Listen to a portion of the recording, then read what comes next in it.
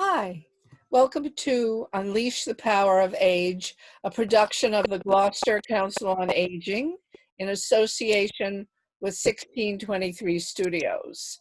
I'm Jennifer Lee Levitz, the host.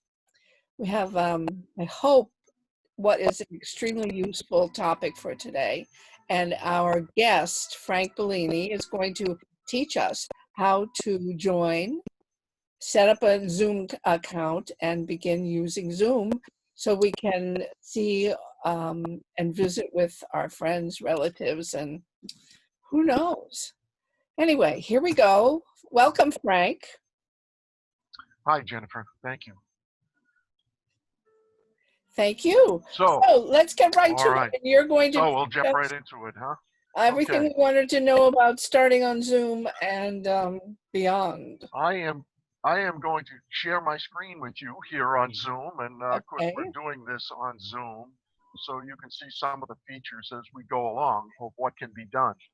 So I'm going to share my screen and go to it. Over to my first slide, and you should be seeing an introductory slide that says Introduction to Using the Zoom Program on a PC or a Mac. Now, Zoom can be used on other platforms, on other devices too, but the use on cell phones and tablets looks a little bit different and feels a little bit different because of the smaller size of the screen and the different software that's involved. So for today, we're going to concentrate on how one does it on a personal computer, and later on we may do another video for cell phones and tablets, which are just as good a device to use for Zoom as a PC. I will give you step-by-step instructions to get you up and running, but please don't take copious notes or try to take copious notes. I will leave this set of slides, which will be very comprehensive, posted for you online so that you can access it, and you don't have to review or go anywhere else to get this information other than to these slides, and that should take care of business. Okay, and we will let people know when they view this where they can look at the slides. We will post the locations. Great. Okay. There are 12 steps to what I want to present to you today in terms of getting Zoom and getting online, and I'll run through them very quickly before I show you the details. First, we're going to go to the Zoom website, which has a very simple web address. I'll show you how to get there.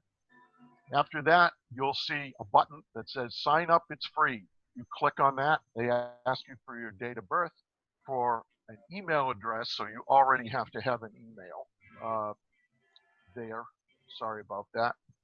Doggone it, I lost my place. There we go. A new window will open at the Zoom website requiring your name and a password, a checkbox indicating you're not associated with a school account, which is pretty obvious. You can start to Zoom right from that point. After those steps, I advise you at this point, we will, in the process of doing this live, skip that for now, and skipping it will take us to a page that will either allow us to start a meeting, which I don't advise right away, or go to your account information just to check on what inputs you've made. When you finally do attempt to start a Zoom meeting, Zoom may ask you to download the Zoom program called Zoom Meetings. If it does, go ahead and do that. You are ready then to Zoom. If someone else is setting up a meeting, you will get a link in your email sent to you to click on, and it's as simple as that to get into a meeting. If you are setting up the meeting yourself, then you will fill in the email addresses for all attendees, and Zoom will email them a link to click on. Zoom may ask you to open your Zoom program. You do that by clicking on the Zoom icon that downloaded to your taskbar when you downloaded the Zoom meetings. And that is it. So let's back up and talk about what is Zoom. Zoom is a web conferencing platform, a fancy name for an audio and video online conference over the internet, that is. And it's basically a multi-line video conference call program. You can have with a free, um, on a free basis, up to 100 people on a Zoom meeting. Now, most of you aren't going to do that many, but that is handy to have, and you can have a 1 hour Zoom conference. If you go over an hour, you're going to have to stop and redo it. You can pay $15 a month, about $150 a year, to get more features like that added on, but unlikely most people will need them. Using Zoom with cell phones, which we'll do next time in another presentation, includes iPhones, Apple devices, and Android phones, of which there are a variety, including Samsung and LG and Google. The appearance for those phones differs a little bit and differs enough between those and a PC so that we won't do those specifically today.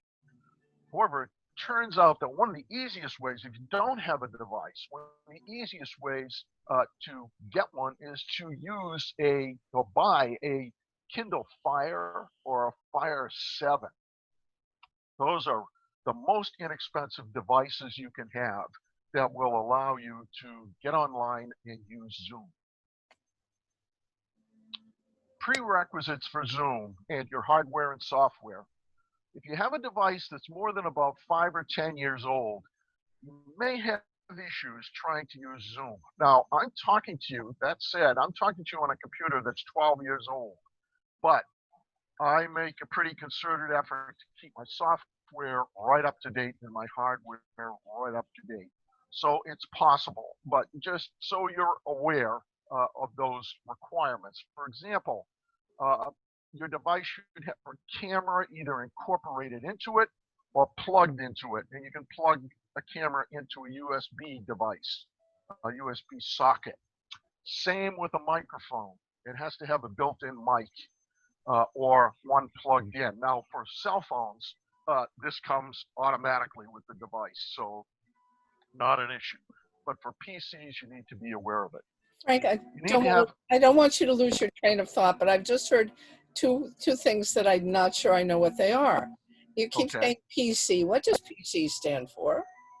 Personal computer. I see. So it's a generic word for just.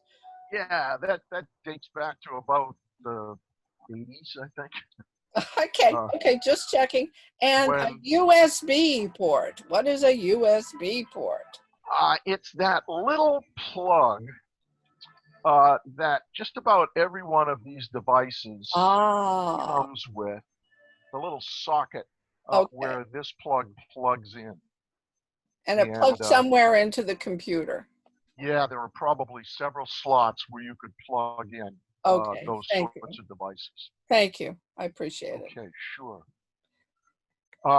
So you need a microphone and you need a camera. Right. You also need a personal email account. Now, if you don't have a personal email account, that's a little bit of a rigmarole. You can call the senior center and they'll get hold of me and I'll set you up with an email account. Okay, great. And if you were calling, that number is 978-281-9765. And we'll post that later. Good. Thank you. That's in the notes too. Most of the rest of this video will have to do with how you get a Zoom account in your name, download the Zoom software onto your device, and the icon that will appear on your device looks like this, the blue with the white camera. Okay. So you'll know you have it. And we'll talk a little bit more about that later. Great. From here on, I'm going to try and do this live. So I've created a temporary email account for the purposes of this video. And I'm going to go to Zoom and I'm going to set up a Zoom account using that email. Great. So DuckDuckGo is a search engine, much like Zoom, much like Google. And so we will type in just the word Zoom.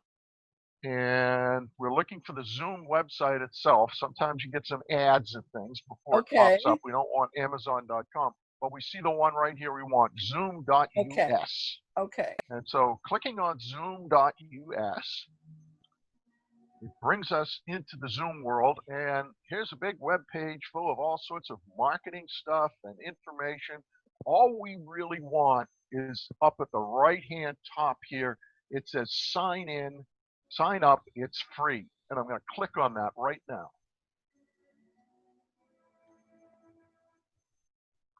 So Okay.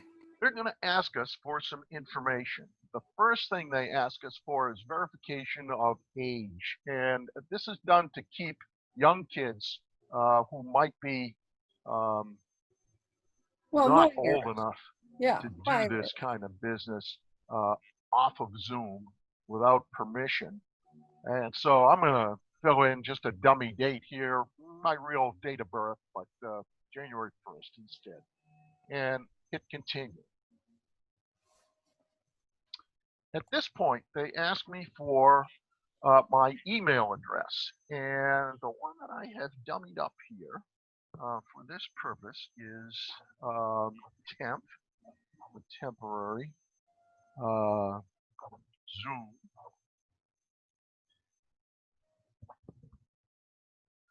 Hang on just a minute. Let me check this because I did it a couple of times. Hold your horses.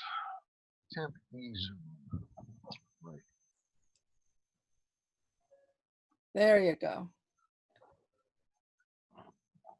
Temp Zoom dot.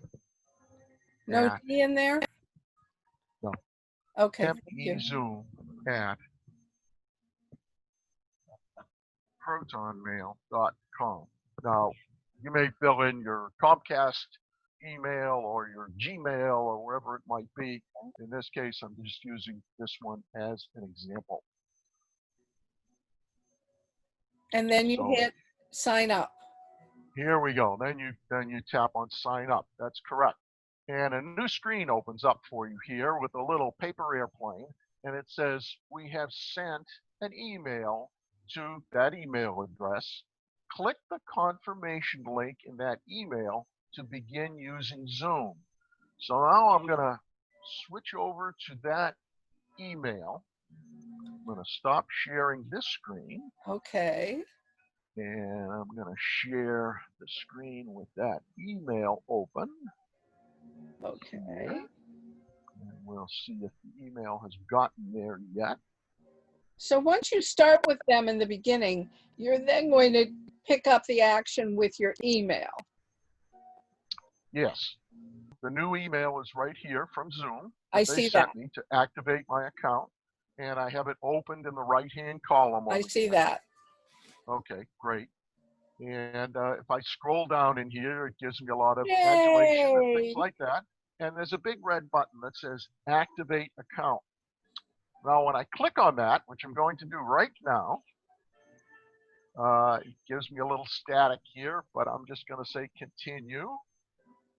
And you should see pop open another Zoom window. Do you see that? I do. Thank you. And it says, welcome to Zoom. And it asks me for more information. So I'm going to fill in this information here, my personal stuff. And I have to create a password. Now, creating a password is kind of an art.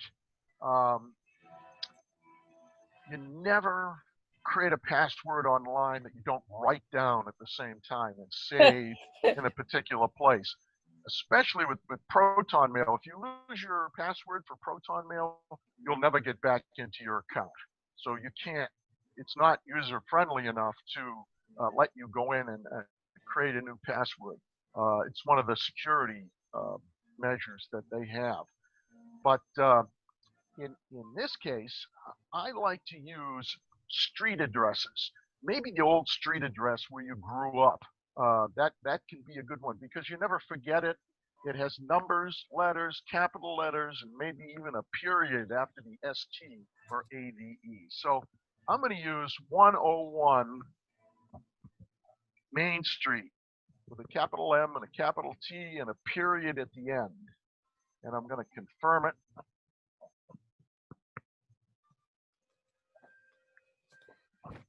And if I got the two correctly done, then they will let me know. And it asks me then, are you signing up on behalf of a primary or secondary institution, a school? Most of the time the answer is going to be no. So just leave that. They already check it for you, no.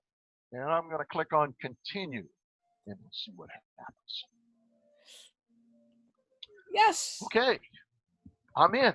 In fact, what they want me to do right now is to fill in some email addresses and start a Zoom meeting. Well, I'm not quite ready for that yet, but you could do it if you were ready. They also have another check right here. It's called a reCAPTCHA, and you'll find this on some sites where they want to make sure they don't get spammed or attacked or have people coming in hacking for data. So I'm going to check. I'm not a robot. I And am that's not all a there is to robot. that. Yeah. Sometimes there's more to it. Sometimes they make you look at pictures and things like Right. that. And pictures of bicycles and motorcycles and crosswalks. Street Crazy lights like or that. mountains or. Yeah, that's it. You've been there. Oh, So I'm not going to do these invites right now. I'm going to skip this step. And it says this in the notes too, so you'll be there. They're trying to still get me to start my test meeting, and I could do it right here, but I want to go to my account first and just show you what my account looks like. So here it is. Here's my name. I can post a picture up in here, a photograph of any okay. sort, whether it's me or a bunch of flowers or whatever I want to put on there. Here is my email that I signed up with. They're trying to get me to upgrade and pay money, format dates, things like that. So there's all kinds of features that I'm not going to talk about today, but this is the way that you function inside of Zoom, all sort of laid out in one nice page. If you haven't downloaded Zoom yet, it may ask you in the course of trying to get your first meeting scheduled Okay. and filling in those email addresses to do that. If it does, go ahead and download the software. It's pretty seamless and it goes pretty fast. So that's the And stuff that we sort of skipped over. right, Okay. right.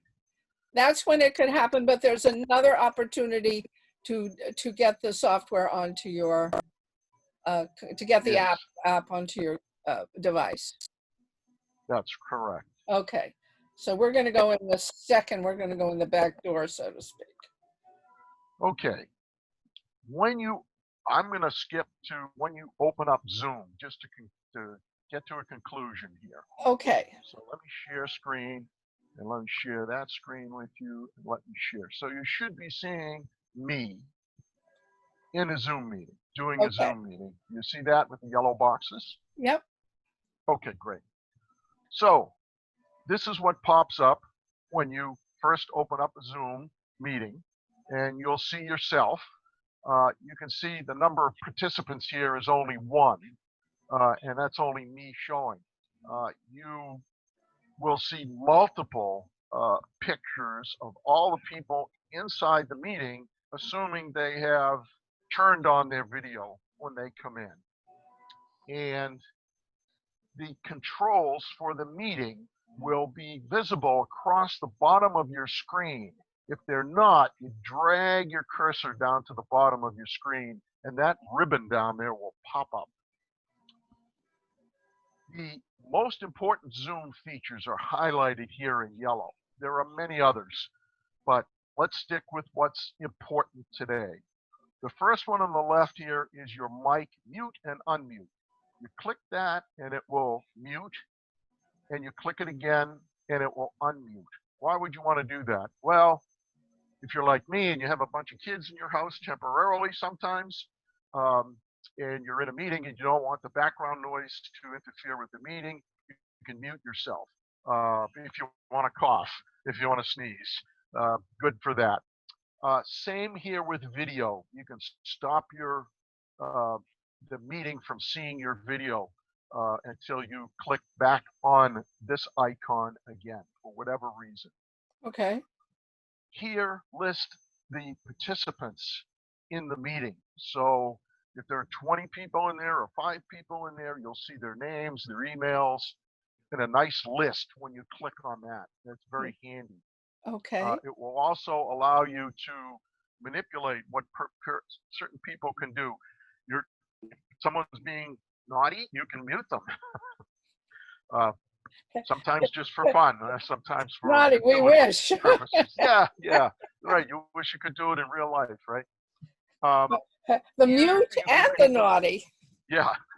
Here you can add a chat box so that you can sort of hand notes to people without doing it in the video. Okay. Using this little chat box, and you can do it to everyone in the video, or you can do it to just one person or certain people. Okay. So that's very handy. Share screen options is what we've been doing here with me. I've been sharing my screen in order to make this video and jumping, for example, from my email to the Zoom meeting software and now back to my slides. So if there I are those. had a bunch of photographs I wanted to share with my family, I could do it that way. Absolutely. Okay. Whoever is running the meeting needs to give you permission to share your screen, or if you're running the meeting, you just do it yourself. You open your photographs in your favorite computer program on your screen and share that particular screen. It's pretty straightforward. Great. Once you hit the share screen button down here on the ribbon. Thank you. Sorry for the diversion. No problem. Glad to have questions. Finally, when you end the session, you hit the end button, and another button will prop up and probably say, are you sure you really want to end this? And if you're sure, you obviously click that second button, and it's over. If you're a participant, it simply logs you out of the meeting. If you're running the meeting, it shuts the whole meeting down. So if you're done with these people, you're all set. End the meeting. I'm not going to touch that one. Okay. Summary and conclusions here. If you want to contact me about this, if you have any questions at all, you can get a hold of me through Rose Baker Center. And here is the number, standard number that's in the phone book for Rose Baker. And tell them what you want, and they will guide you and put you in touch with me. Okay. Notes for this presentation will be posted on the Gloucester Senior Center Facebook page, and probably another Facebook page associated with the Senior Center, the one posted by the Friends of the Gloucester Council on Aging. And finally, if you haven't had enough of this and you want some more and you use YouTube, you can go to YouTube and you can search for videos like using the search how to Zoom, or how to Zoom for PC or Mac, or if you want to get ahead of us, how to Zoom for iPhone or Samsung phone. Now, I guarantee you those videos will go a lot faster than this one. You'll get lost. You'll have to stop it. You'll have to back it up. I use Zoom. I use YouTube a lot for doing a lot of different things. You'll get a million results and you have to pick your way through them, and that's fine. If you get a little experience doing that, you'll find it can work for you too. So that is it. Okay, we will also, if you just YouTube, there is a Gloucester Senior Center YouTube channel, so you can ask for that, and this will be one of the videos on that. And we'll post a link to these notes too, so you have the notes from this particular and of course everything will be on 1623. That's correct. We look forward to that. You have about a dozen ways to do this, but nothing as user-friendly as what Frank has done for you today. Probably, a little more like our pace. There we go. Yep. So, do you want to give us back the screen? Absolutely. So I'm going to stop share. Stop the share. and then we can thank each other. All right. Thank you for all the work you put into this, Frank. We really appreciate it. And Oh, you're very welcome. I have set up a number of different people during this last 9 months with Zoom, gone to their houses or tried to do it over the phone, which is kind of difficult. Teach yeah, but people to play not baseball over the phone. impossible. Not impossible. But it works, and people are highly satisfied with this product. Right, right. Well, we're using it right now to make the program. So even I have learned how to do this. I need some reminding on occasion, but in general, it's taken me a little while, but I can do Zoom. I can set up meetings. I can send out the notifications. I can make a And it's not that recording. hard, is it? No, It's no, not no, that no. hard. Once you learn it, it's easy, really. Yeah.